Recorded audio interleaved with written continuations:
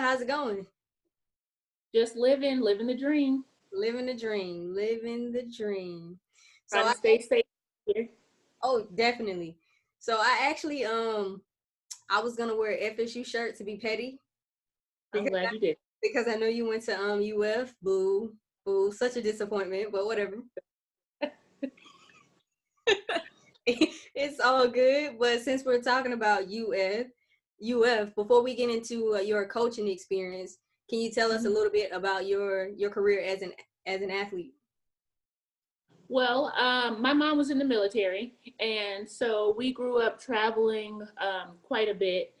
And I started my volleyball career in California. I played club level at a club up in Northern California called City Beach.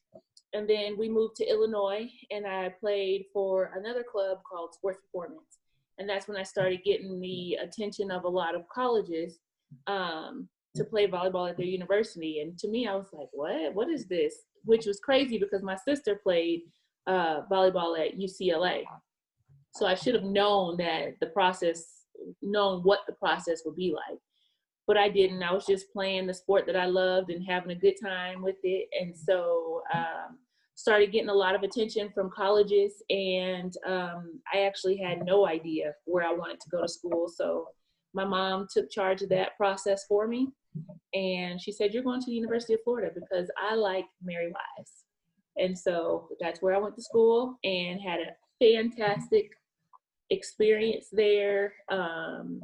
We went to 2 Final Fours, 1 national championship game that we lost in. I'm over it. Apparently not. So we did that. I was able to graduate with 2 degrees, 1 in sociology, 1 in family, youth, and community sciences, and was an All-American, and then left University of Florida and went right into coaching at Georgetown University. Nice. What position did you play? I was blessed to play outside, middle, and right side. Okay. So Yeah, I played 3 positions. how tall are you? I am 6 feet.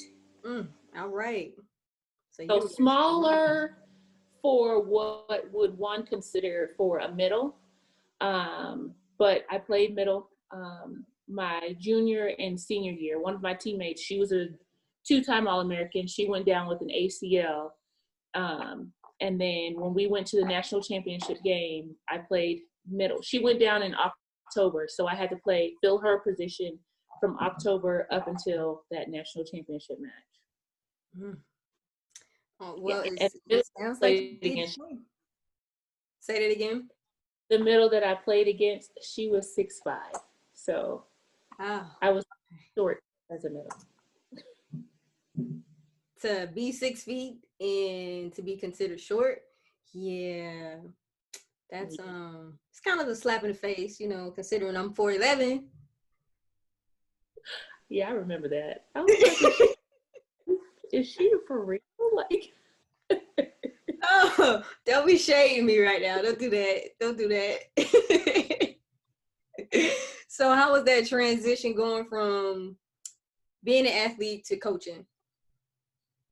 It wasn't as difficult as I thought,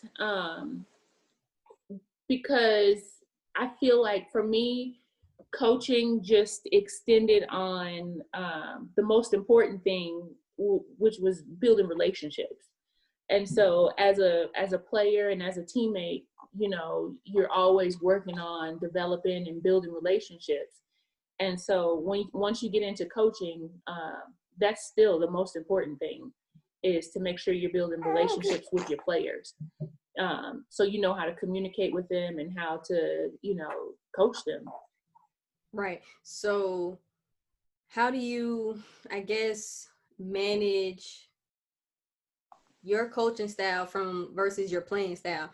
Have you merged the two at all? Yes. I am a very energetic type player. I was a very energetic type player.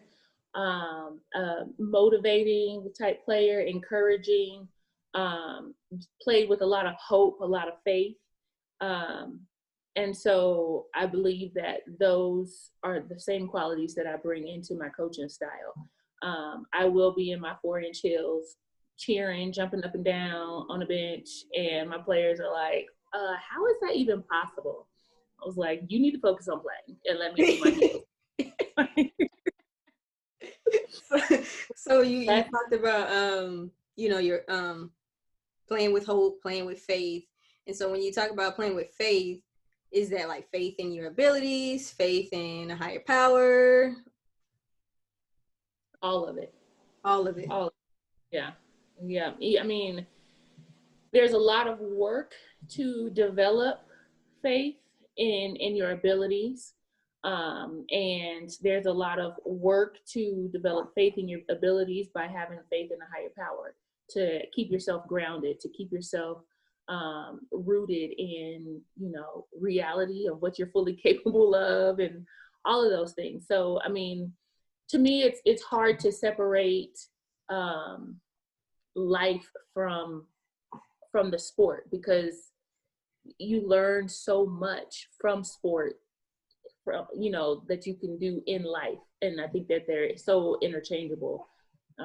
Sport is just one of those places where you can make mistakes more so than you can in life, so to me you're always in and out of both. Right. So I see your little guy right here. He's a new baby. How old is he now? Yes, this is Levi Legacy Smith, and he is 5 months. 5 months. So he's pretty new. So are you currently coaching? Are you on maternity leave? I am currently not employed by an institution, but I do USA Volleyball in the summer when they have summer programs, the high performance programs. Last August, I served as an assistant coach for the national team, which was the absolute highlight of my career. And so I just do some different things with the USA Volleyball. But my last coaching job at a university was at San Diego State in 2017. So coaching college athletes, professional athletes, and also coaching youth athletes. Mm-hmm. What is the difference between each of those levels? The difference, I would say how hands-on you are. I felt like the opportunity that I had with our national team and some of those players, it was just so cool. It felt like a collaboration, and talking about how certain moves felt, and you were just kind of able to dive in a little bit deeper and have more of a conversation of what you see, what they saw, and kind of how you can move forward. With collegiate level, it's a little bit different because, you have scouting reports. I mean, at every level, you're going to have a scouting report, but collegiate level, you're more so, and it's all individually based as well. So that you have to take that into consideration. But more of a whole, you have players that you are specifically talking about like certain things. You're still talking about how to tweak skills, like get your elbow up, make sure you see the left hand when you're swinging. You're talking about very specific details.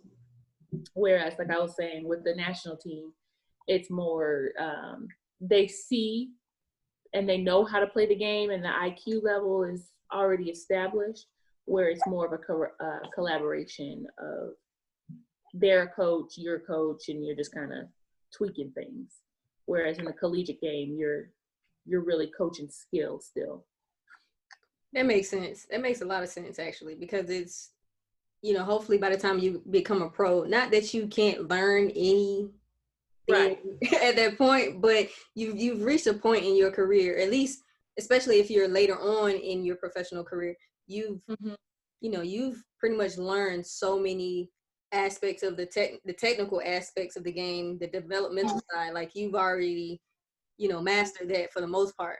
And so, yeah, Right. it is really more of a collaboration and just really fine tuning those things that, okay, maybe I didn't see that, but coach has a different perspective or a different viewpoint. And now we can work together to put those little pieces together and make everything flow better. Exactly. Nice. Okay. So what is it that you focus on when you are developing players? The player as a whole, their mind, um, really the player as a whole and their mind and the mindset going into um, the space of playing volleyball. And so they have to have a learning mindset. They have to have a I'm going to get better mindset. Um, they have to have a mindset of just being their personal best. And so to me, that's one of the things that I'm constantly talking about. Like, where are you mentally coming into this space? Because if you're not mentally there, you're not going to get better. You have to be mentally prepared to learn, to develop skill, to develop your body. You have to be mentally prepared to do those things.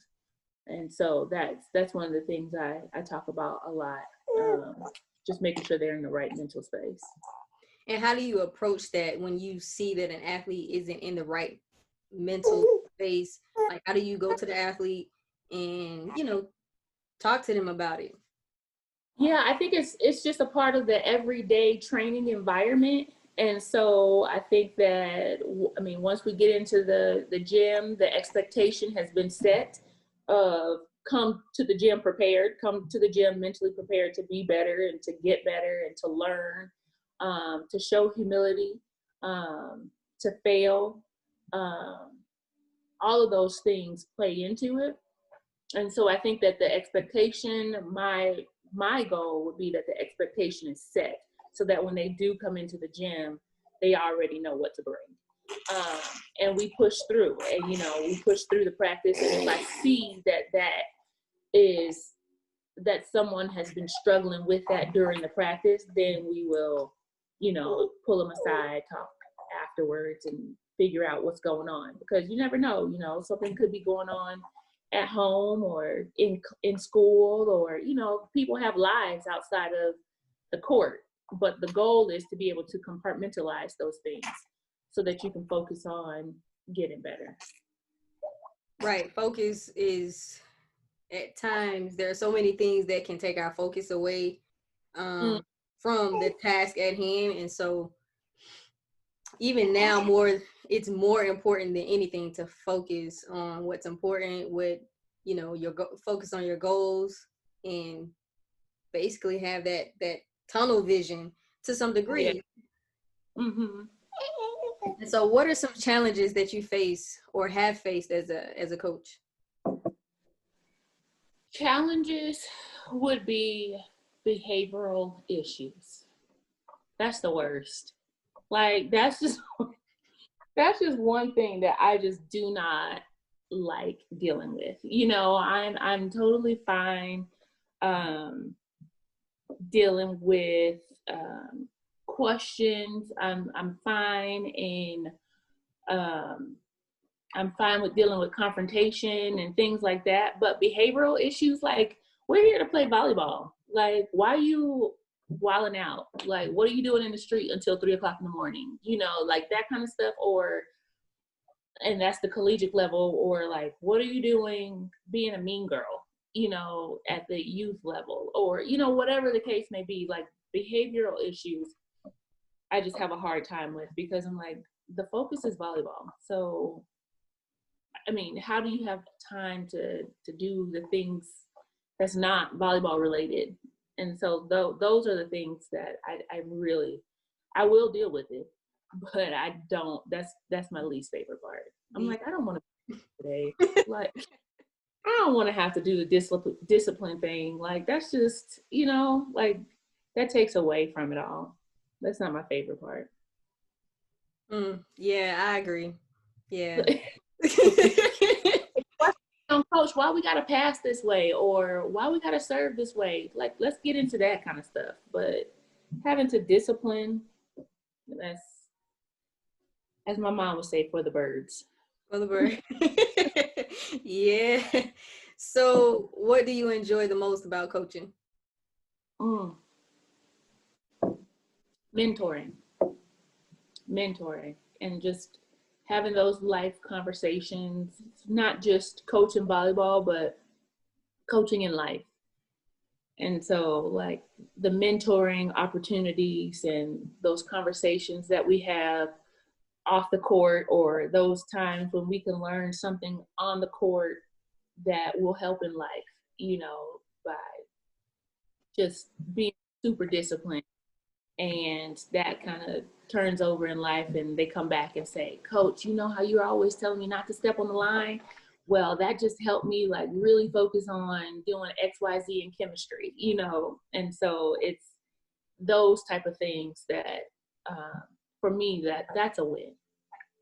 That was actually a great segue into, if you have any of your former athletes come to you and someone were to ask them, how did you impact them? What would they say? You know what is amazing? Like literally today, one of my players just sent me one of my former players, she just sent me a tea set for my family. And for my little girl, Olivia, she loves playing tea party. And so I was talking to this player, and I coached her 8 years ago, and she sent a homemade ceramic tea set that she made. And in that, she had a note, and she said, coach, thank you so much for being a light in my life, being a mentor, and showing me so much grace when, it wasn't awesome, and just being that person that I could look up to. And her mom also shared the same sentiments. And so to me, like, that is a win, to have that sort of an impact on a player's life well after they've graduated and well into their adulthood. That is, to me, again, that's the win. That's a bigger win than a championship. Like, right. Seriously. Because it is a lifelong win, essentially. It's something that they can continue to use or take with them throughout their journey in life and apply it all the time and consistently win. So how would you describe your work ethic as a coach? Relentless, and yeah, I just have, like, my husband always tells me that I have a tunnel vision. And he's like, when you set your eyes on the prize, anything else, like, you don't even see distractions. And he's like, it's hard to even tap into your zone because you're so focused. And so I would describe it as focused and relentless. I like that. Yep, I really like that. Okay. So what would you say to younger players as well as their parents who aspire to play at the higher level, college or the professional level? I would say the most important thing in playing at the higher level is going to be touching the ball. You have to touch the ball. You have to hone in on the skills and understand the ball, understand angles, understand the game, all that kind of stuff. So it has to be a lot of time spent studying, touching the ball, getting in the reps, the repetitions, things like that, in order to develop the skill and to develop as a player. Now there's they carry the ball with them. Nah, that's not gonna help. No, like, you need to be passing and setting and hitting and doing those skills with the ball. And then that's one side of the coin. And then you have the other side of the coin. You have to prepare mentally, having that grind mindset, that mindset of I'm going to learn as much as I can. I'm going to learn from watching other players. I'm going to learn from talking to other players and getting, information on their experience of things. I'm going to go to as many camps as possible. I'm going to go to as many college and professional games that I can. I'm going to watch video of myself playing. I'm going to ask my coach for extra reps. I'm going to, go in early and stay late and really take advantage of every rep that I have in practice, because sometimes my coach can't stay late because they have kids. Like you have to take advantage and focus in on every rep that you have the opportunity to get. And that's another pet peeve, is sometimes players will get into practice and they kind of blow a whole practice, and you're like, and then want to say, well, coach, can I stay after and get some more serving reps? Sorry, I can't. The lights off. Like, what happened to those 5 serves that you served into the net? Like, you need to take those moments and really focus on trying to get better, not talking to your friends, not doing all the extra stuff, but really focusing on the time that you have in the gym and realizing that those moments are precious. And so I think that that's important as well. Those are the things that I advise. That is great advice, I think. I don't have anything else after that. I think Levi is going to shut us down in a minute. This is his energy, though. Like, his whole energy. Well, thank you so much for your time. I appreciate